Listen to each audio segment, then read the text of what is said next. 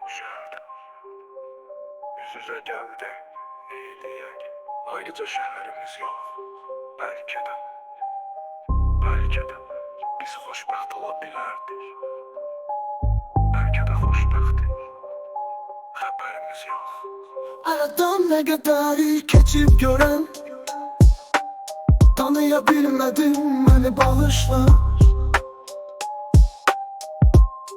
Ben elə bilirdim sensiz ölərəm. Ben sensiz ölmedim, beni bağışla. Ölmedim deyirəm və bilim axı. Belki de ben sensiz ölmüşəm elə.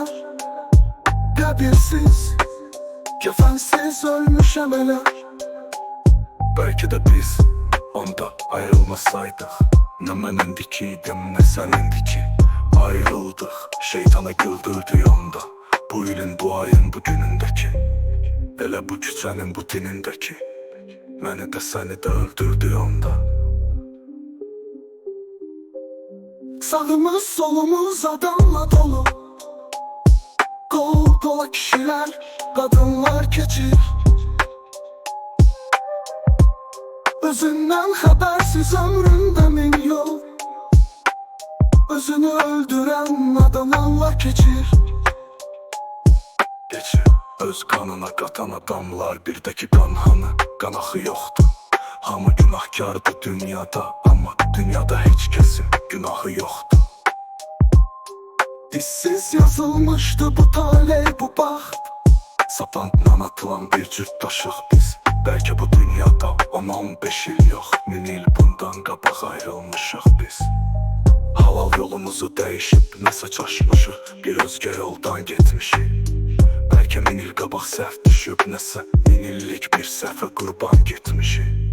Dəyişib yerini, belki qış bahar, qarışıb dünyanın şəhəri, kəndi. Belki öz bətnində ögey analar, ögey balaları gəzdirir indi. Ömrüm baştan başa yalandı belki. Taleyim başkaymış doğrudan ele. O yoldan öten kız anamdı belki. Belki de oğlumdu bu oğlan ele. Bu yalan ömrümde görensen ne sen?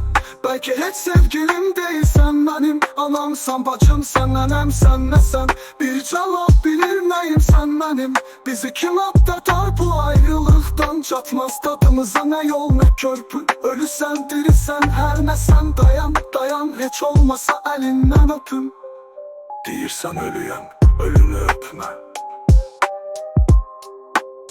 Elimin içində soyuyur elim. Deyirsən sən Allah əlimi öpmə. Elimdən deyəsən qan iyi gəlir.